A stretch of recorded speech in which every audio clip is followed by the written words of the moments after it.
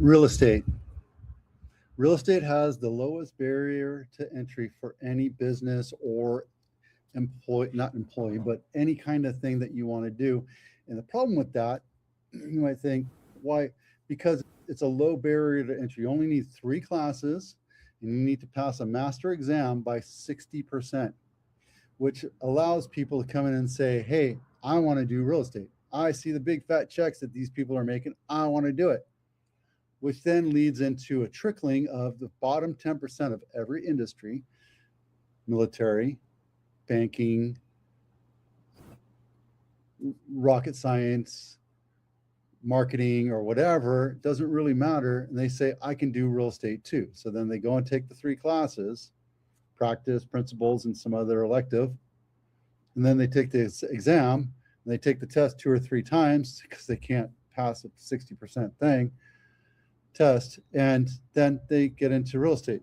And by the way, the exam doesn't really prepare them to how to treat you as a fiduciary and how to help you win bids and how to sell houses. You just have to be a really aggressive hustler.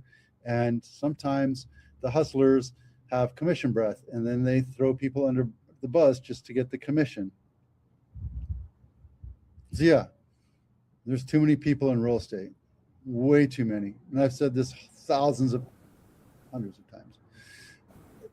And it's my true belief. I think you get people that are desperate to make some money and then they force you into something that you really shouldn't have gotten into. And it's dangerous. And when you're talking about hundreds of thousands of dollars or tens of millions of dollars, we're talking about the same thing because it's what people can afford or not afford, and it's dangerous.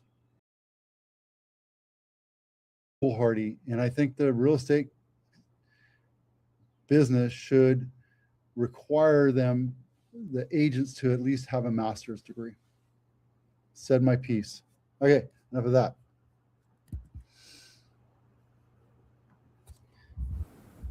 How to solve an ant problem? It's springtime, which means the ants are coming out and looking for their new sources of food and water.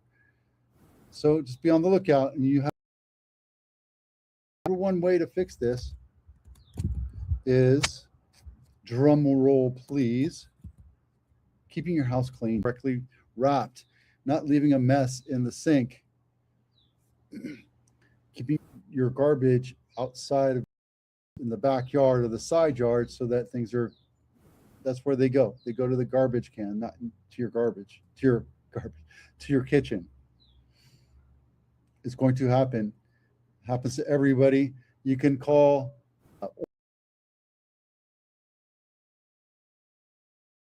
happy to take your money. It's $100 a month to spray every 2 weeks. So you tell me the markup on that. And it's literally $1.50 of spray that's concentrate, and then they spray around, and then that's how they get rid of it. I have no problem.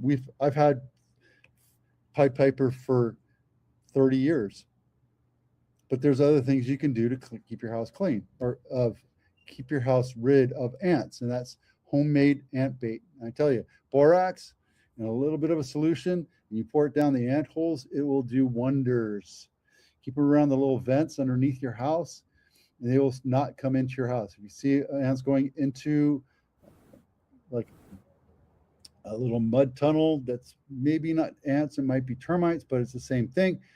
Pour some borax water out there. You can do sugar as an ant bait, and the borax will kill them. You can spray vinegar. It really depends on where you're spraying the vinegar, though. But I can tell you that white vinegar will help eradicate it, and it's natural. You don't have to use Raid. You can just use vinegar, and it will piss off the ants and kill off a lot of them, right?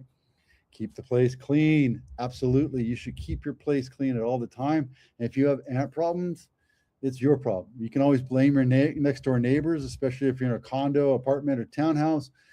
But if your house is dirty and your neighbor's is cleaner, path of least resistance, your ants are going to visit you versus your neighbor.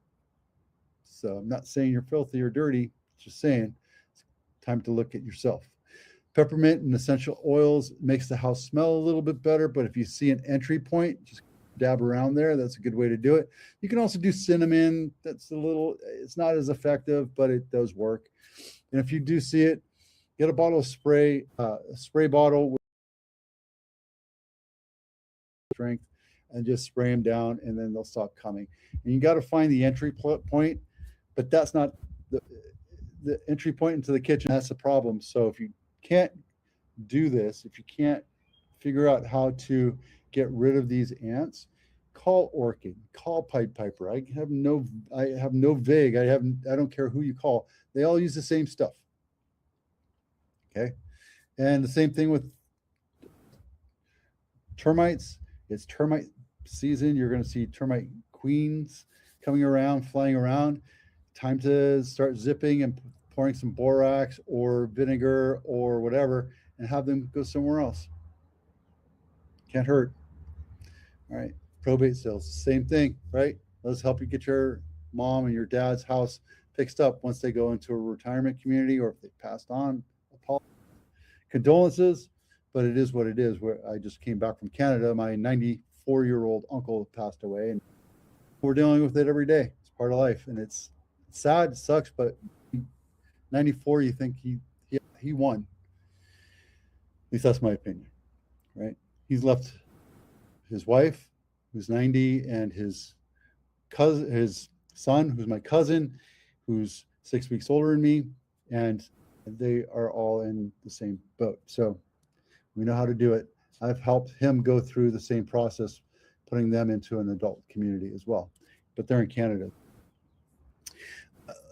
How do you know your ads are working? We have real-time performance tracking for your ad program, right? We know this one's brand spanking new. This one's up to almost 200,000 views now, right?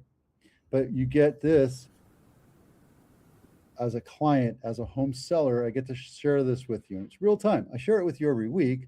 I send you comps, recent sales, recent pendings, that kind of thing. So you have that conversation, but you also get a link to this so you have access to it. So there you go.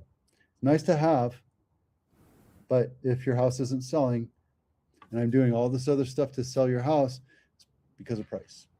There you go. And if you're thinking about buying a house, now's a good time to buy a house because there are very few and far between buyers that are buying houses right now. It should be 300 or 400 houses that are closing every week, and right now we're at 200.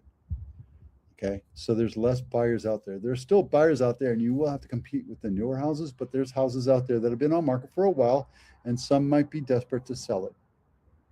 Just saying, this is a good time to buy.